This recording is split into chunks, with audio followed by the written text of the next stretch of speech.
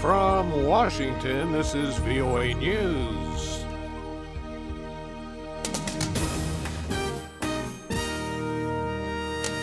Syrian government allows women and children to leave a besieged section of a big central city. Ukraine opposition presses demands. I'm Ray Kouguell reporting from Washington. United Nations mediator Lakhdar Brahimi says Syrian government delegates attending the peace talks in Geneva have come to an agreement that allows women and children to immediately leave a besieged district in the central city of Homs.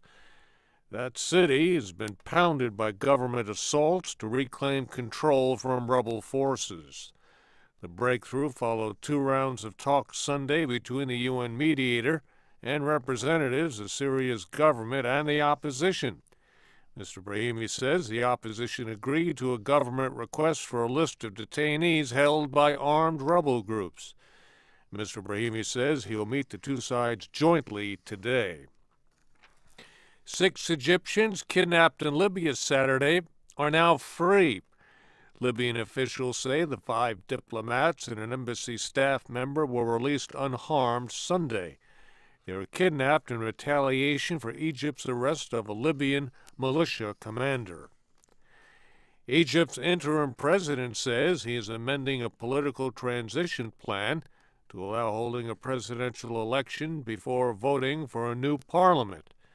Analysts say the change increases the possibility that Army Chief and Defense Minister General Abdel Fattah el-Sisi could be elected Egypt's president within months. VOA's Elizabeth Arrett reports. Popular groundswell and government-organized support for Defense Minister Abdel Fattah el-Sisi to run as president has been building in recent months. Other candidates who have expressed interest in running have qualified their bids, saying they would not take part if General Sisi campaigns.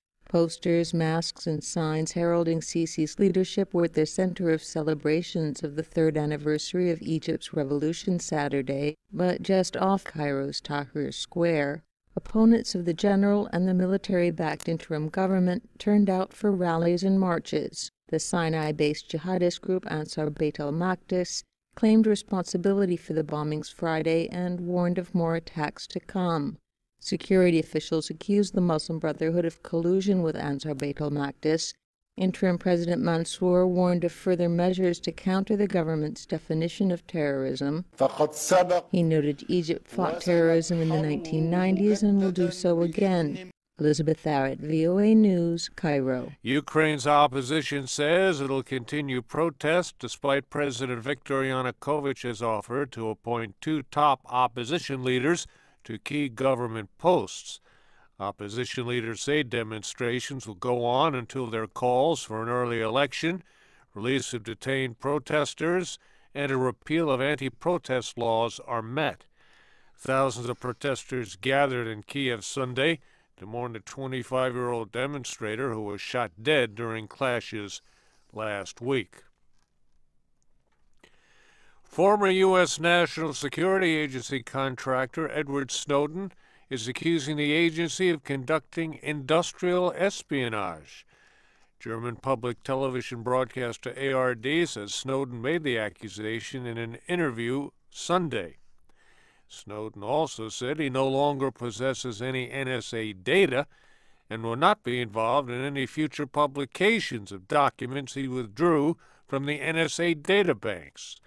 Snowden faces felony charges in the United States and has temporary asylum in Russia.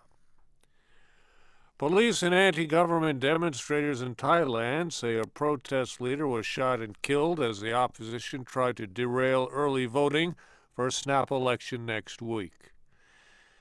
Police say 5 people were wounded in Sunday's shooting.